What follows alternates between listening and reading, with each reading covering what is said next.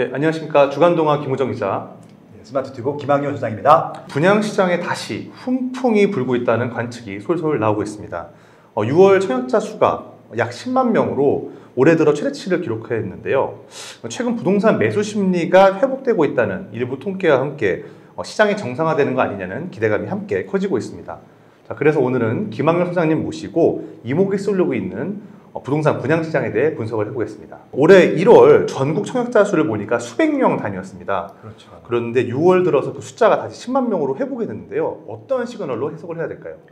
작년까지는 미분양이 기하급수적으로 증가하는 시장이었었고요. 특히 9월 달부터는 매달 미분양이 10,000개씩 증가했어요. 그래서 아마 미분양 단기 최고점이 2023년도 올해 2월 달이었었고요. 76,000개까지 갔었거든요. 76,000개. 그래서 이제 76,000개까지 갔던 미분양 물량이 이제 3월부터 줄기 시작합니다. 그래서 3, 4, 5, 6, 4개월이 지났고 이번 주에 미분양 통계가 발표됐는데 6월 때까지 4개월로서 감소를 했거든요. 아마 이런 추세에 결을 같이 한다고 보시면 될 것 같고, 실질적으로 최근에 분양했던 것들 분석해 보면은 수도권도 마찬가지고 지방도 마찬가지고 그 지역에 있는 주변에 있는 아파트 시세보다 조금 저렴하다라고 평가받는 단지들이 좀 분양이 잘 됐고요. 그 분양이 잘 되는 것들에 힘이 입어서 기존에 미분양 났던 것들도 추가 계약들이 좀 많이 진행이 됐어요. 주변에 실수요자들 청약에 관심 갖는 분도 많아졌고, 전문가 중에서도 지금 시점에서 구축 아파트 매입하느니 청약을 좀 해라 권하는 분들이 많더라고요. 그 배경과 이유를 좀 짚어주시면 좋을 것 같습니다. 어차피 소비자 입장에서는 부동산 하면 가장 중요한 게 입지이기 때문에 같은 입지 내에서 신축을 할 것인지 구축을 할 것인지 좀 따져봐야 될 것 같거든요. 근데 그 기준에 있어서 당연히 내가 돈이 충분하다, 나는 그냥 시세가 올라가는 것들을 보지 않겠다, 이러신 분들 같은 경우는 그냥 입지, 자기가 원하는 입지에 새 아파트를 선택하면 되는데, 딜레마가 새 아파트의 신축은 무조건 더 비싸거든요. 그렇죠. 그래서 이제 소비자들은 제한된 경제력 내에서 조금 떨어지는 입지에서 새 아파트를 할 것인가, 그리고 그냥 좋은 입지에서 구축을 할 것인가를 따져보는데, 지금 청약이 굉장히 잘 되는 데들은요, 좋은 입지예요. 좋은 입지면 새 아파트가 더 비싸야 되는데, 분양가 상한제라고 하는 일종의 어떻게 보면 실수요자를 위한 규제였기 때문에 입지가 좋은데 새 아파트가 입지가 좋은데 구축 아파트보다 더 쌉니다. 그래서 이런 지역들은 지금 신축이 굉장히 인기가 많거든요. 그래서 이제 일단 먼저 입지가 좋은데 제한 규제를 받고 있는, 분양가 상한제 규제를 받고 있는 지역들은 신축이 인기가 많다라고 하는 것들이고요. 그런 지역들은 신축을 사는 게 맞죠. 하지만 이제 그 외 지역들이 있어요. 외 지역들은 무슨 이유인지 모르겠지만 분양가가 구제로 있는 구축들보다 조금 비싸다는 느낌이 있어요. 상대적으로 좀. 그러니까 분양이 안 되고 미분양이 쌓이기도 하고. 그래서 그런 지역들은 좀 선택을 해봐야 되는데, 좀 분양가가 비싸다 하더라도 신축을 가고 싶으신 분들은 신축을 선택하는 것이고, 아니면은 그 신축에 대한 가치를 지불할 수 없다라고 하시는 분들은 그냥 기존 입지 제일 좋은 데서 제일 좋은 구축, 이런 좀 선택들을 하고 계시죠. 그래서 아마 지역마다 상품마다 조금 이렇게 선택하는 방법들이 다르다, 그렇게 좀 정리해 볼 수 있습니다.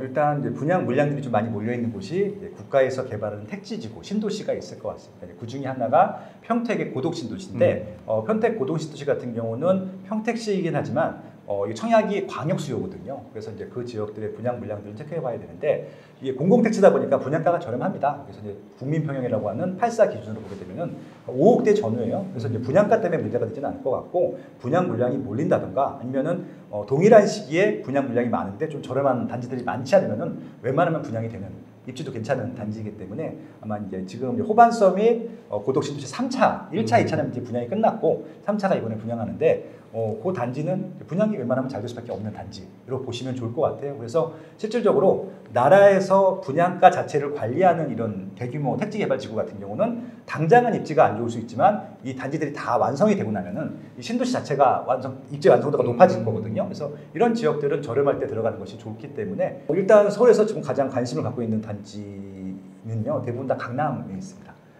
좀 비싸긴 한데 그래도 분양가 상한제라든지 정부에서 분양가 통제하는 것들을 규제를 받는 단지들이기 때문에 분양가 부분들은 굳이 분석을 안 하셔도 된다라는 말씀입니다. 그냥 그 조건이 되시면은 무조건 청약 신청을 해보시면 좋을 것 같고, 다행히 가점제도 있지만 추첨제가 있기 때문에 그런 분들도 좀 일단 가점이 낮으신 분들도 도전해 보십사 해서 좀 추천을 드리는 단지들이 몇 개 있는데요. 일단은 강남구에서는 청담 3일 아파트를 재건축하는 아파트가 있습니다. 롯데르엘, 그러니까 청담 르엘 아파트를 분양할 텐데, 이것도 좀 일정이 밀렸어요. 밀렸는데 아마 8월달, 빠르면 8월달 아니면 조금 8월달, 9월달 안에 분양을 할 예정이니까 그 단지는 좀 주목해 보실 필요가 있을 것 같고요. 아마 옆에 청담자이라고 하는 아파트들이 있을 텐데 청담자이는 이미 2012년도 입주한 아파트라서 10년이 넘었거든요. 그 단지 가격보다도 저렴합니다.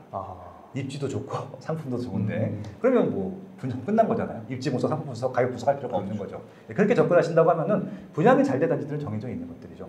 그래서 강남구에서는 일단 그 단지가 가장 생각이 나고요. 서초구에서도 분양을 했어야 되는데 서초구 같은 경우는 강남구보다 훨씬 더 분양 물량이 많거든요. 근데 계속 밀려가지고 원래 작년에 분양했어야 되는 것들이 올해 밀린 단지들이 꽤 많습니다. 예를 들어서 신반포, 반포동입니다. 신반포 15차라고 하는 단지가 있는데 레미안 원펜타스라고 하는 아파트를 분양할 예정이고요. 그 방배동에도 분양한 물량들이 많은데 방배 6구역 분양하는 레미안 원페를라 그리고 방배 5구역이 있습니다. 방배동 대장인데 거기는 이제 현대건설 DH 방배라고 하는 굉장히 큰 단지를 분양합니다.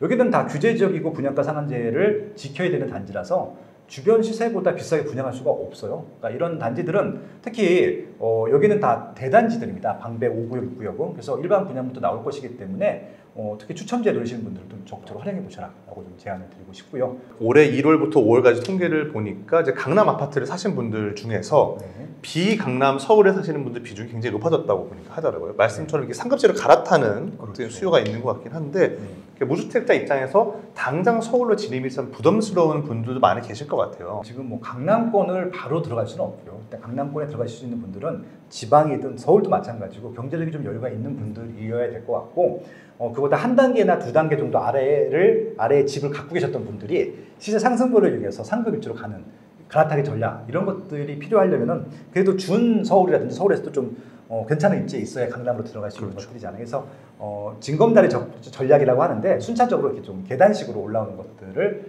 쉬지 않고 하는 방법들을 좀 제안드리고 싶었었고요. 그래서 어차피 이제 자기의 일자리 그 범위를 벗어나서 아무 데나 할 수 있는 것은 아니기 때문에 일자리 지역들을 선정한 다음에 출퇴근이 가능한 지역들을 좀 먼저 좀 보자고 말씀드리고 싶어요. 그래서 일단 그 지역 중에서 미래 가치가 있고 현재 가치가 좀 상대적으로 낮지만 미래 가치가 훨씬 더 많이 올라갈 수 있는 지역들을 좀 보자고 말씀을 드렸었고요. 그래서 결국은 미래 가치가 많이 올라갈 수 있는 것들은 입지적인 측면에서는 이제 호재가 많아서 이 일자리가 많거나 많아지는 곳들.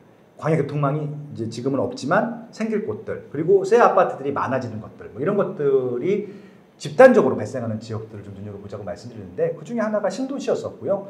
지금은 또 정비 사업을 또 진행할 수 있는 여건들이 있기 때문에 두 가지를 다 봐야 되는데 이게 이제 지난 정부까지는 정비 사업을 원체 못하게 했었거든요. 아예 뭐라 그럴까요? 방해를 했죠.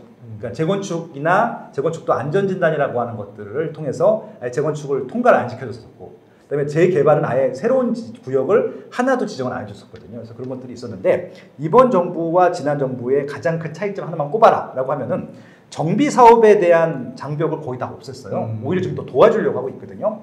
그래서 그 이유를 생각해 봤더니 신도시 같은 경우는 돈도 많이 들고 시간이 좀 더 많이 걸릴 것 같은 생각이 드는 거예요. 왜냐면 정비 사업은 이미 기반시설이 갖춰진 상태에서 아파트만 새 걸 바꾸면 되는 것들이어서 차라리 시간도 조금 들이고 심지어는 정비 사업 같은 경우는 그런 정비를 담당하는 시행사들이나 조합들한테 기부 체납을 요구할 수 있어요. 그러니까 정부는 돈이 거의 안 들어가요. 근데 신도시 같은 경우는 기반시설 다 만들어줘야 되거든요.